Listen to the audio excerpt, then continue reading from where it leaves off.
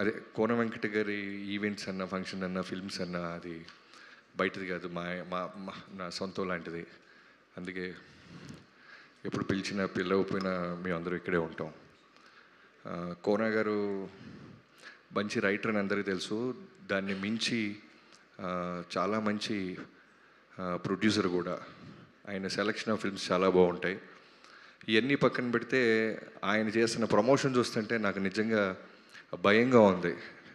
Next cinema తీస్తే ఎన్ని ఊర్లు తిరగాలి, ఎక్కడి నుంచి మొదలెట్టాలి అర్థం కూడా కావట్లేదు. రోజు సిట్టింగ్లో ఉంటున్నారు. చిరంజీవి గారి సినిమా మేము పనిచేస్తున్నాం, ఒక గంట ఇటు మిస్ అయిన చూస్తే ఏదో ఊర్లో కనిపిస్తున్నారు, ఏదో కాలేజీలో కనిపిస్తున్నారు, ఏదో గల్లీలో కనిపిస్తున్నారు, అన్ని ఊర్లు తిరిగేస్తారు, అన్ని కవర్ చేస్తున్నారు.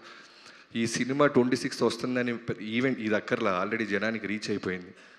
సో కోన గారి గురించి నేను నా జర్నీ చెప్పాలి అంటే, నాకు ఇందాక వినాయక్ గారిని, వినయ్ అన్నని చూస్తున్నప్పుడు అనిపించింది. నేను మిస్టర్ పర్ఫెక్ట్ దశరథ్ గారి దగ్గర చేస్తున్నప్పుడు కోన గారి దగ్గర ఒక ప్లేస్మెంట్ ఉందని తెలిసి దశరథ్ గారు నన్ను కోన గారితో మాట్లాడి పంపించారు. అప్పుడు కరెక్ట్గా అదుర్స్ జరుగుతుంది. సో అదుర్స్ నా ఫస్ట్ ఫిల్మ్ కోన గారితో. సో అక్కడి నుంచి మొదలెట్టి నేను ఎప్పుడు చెప్తుంటాను, నాకు ఫస్ట్ ఇండస్ట్రీకి వచ్చినప్పుడు చిన్నికిష్ట గారు గురువులు అయితే, ఆ తర్వాత కోన గారి దగ్గర నా రెండో గురువులు. ఆయన దగ్గర నేను ఎలా మాట్లాడాలి, ఎలా నడుచుకోవాలి, ఎలా మెలగాలి, ఇవన్నీ తెలుసుకున్నాను. ఆ తర్వాత ఏ అదూర్స్ అయితే మేము నా ఫస్ట్ సినిమా అయిందో అక్కడి నుంచి మొదలెట్టి మళ్ళీ అదే అదూర్స్ హీరో తారక్ గారితో నేను జైలోకి చేయటం, దానికి కోన గారు ఉండటం నాతో పాటు నాకు చాలా నాస్టాలజీగా అనిపించింది నాకు వినాయక్ గారిని చూస్తున్నప్పుడు. సో థ్యాంక్ యూ కోన గారు. మనం అంతా ఒక ఫ్యామిలీ లాగా ఉంటాం. నేను, కోన గారు, చక్రి, మోహన్ కృష్ణ గారు, వినీత్. సో నాకు బాగా గుర్తు, జైల్లో కూసి అయితే మేము టీం పక్కాగా ఉండటం వల్ల నాకు తెలిసి 15 రోజుల్లో ఫస్ట్ హాఫ్, 16-17 రోజుల్లో సెకండ్ హాఫ్ రాసి బౌండ్ స్క్రిప్ట్ వెళ్ళి డైరెక్షన్ చేయటం జరిగింది. సో అంత సింక్లో ఉంటాం. అలానే ఈ సినిమా నేను లాస్ట్ టైం ఆల్రెడీ ఒక ఈవెంట్లో చెప్పాను, రోషన్ టీజర్ చూసిన వెంటనే రోషన్ చాలా చాలా మంచి యాక్టర్ అవుతాడు, ఆల్రెడీ యాక్టర్, స్టార్ మెటీరియల్ అవుతాడని. అంత బాగుంది ఈ సినిమా. ఇందాక నాకు సురేష్ బాబు గారు చాలా మంచి మాట అన్నారు. జనరల్గా ఆయన చాలా పిన్ పాయింట్గా చూస్తారు సినిమాని. అంటే ఆయన విశ్లేషణ చాలా బాగుంటుంది, నేను బాగా నమ్ముతాను. ఆయన ఏమన్నారంటే, ఈ సినిమాని చూశాను బాబు మొత్తం అనగానే నాకు ఒక పెద్ద క్యూరియాసిటీ పెరిగింది, ఏమంటారా అని. చాలా బాగా చేశాడు రోషను. ఎంత బాగా చేశాడంటే ఆ పేరు చాలా బాగా చేశారు.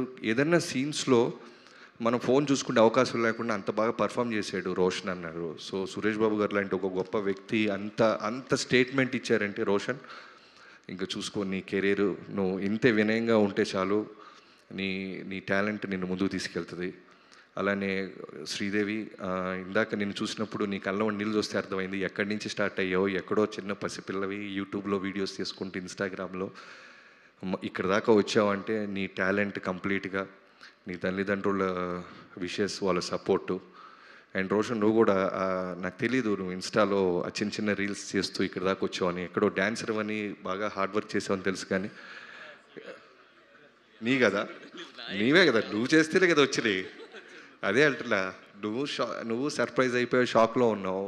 ఆ పాప కూడా అలానే, శ్రీదేవి కూడా. మీ ఇద్దరు కళ్ళే గమనిస్తున్నాను. మీ జర్నీ ఇక్కడ దాకా వచ్చింది, ఇంకా ముందుకు వెళ్తుంది. ఈ సినిమా ఖచ్చితంగా 26th రిలీజ్ అవటమే కాదు, చాలా పెద్ద హిట్ సాధిస్తని ప్రమోషన్స్, టీజర్స్, ఆడియో వల్ల నాకు కాన్ఫిడెన్స్ వస్తుంది.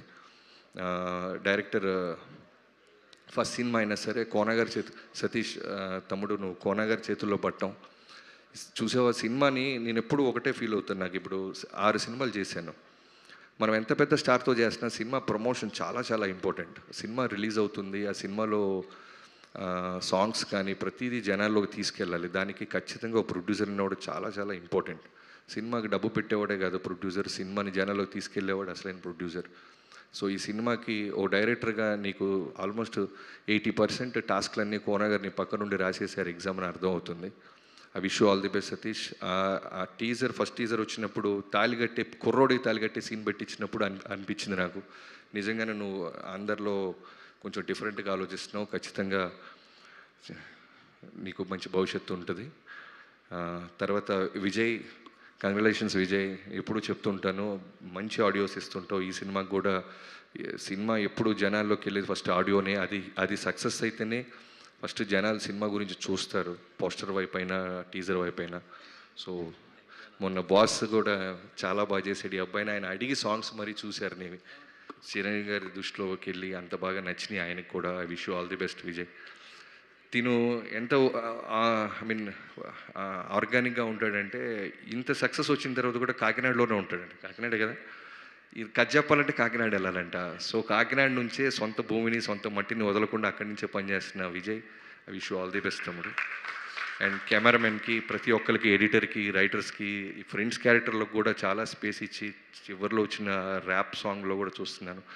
అలానే ఏవిఎస్ గారి పాపకి, మేడం నేను ఎప్పుడో ఒక ఆర్టికల్ చూశాను, మీరు మీ నాన్నగారికి హెల్త్ ఇష్యూ ఉంటే, ఒక మగపిల్లలు ఎలా ఆలోచిస్తారో నాకు తెలియదు కానీ ఆడబిడ్డ ఉండి మీరు వచ్చి మీ నాన్నగారికి లివర్ ట్రాన్స్ప్లాంటేషన్కి మీరు ఆర్గాన్ డొనేట్ చేశారు.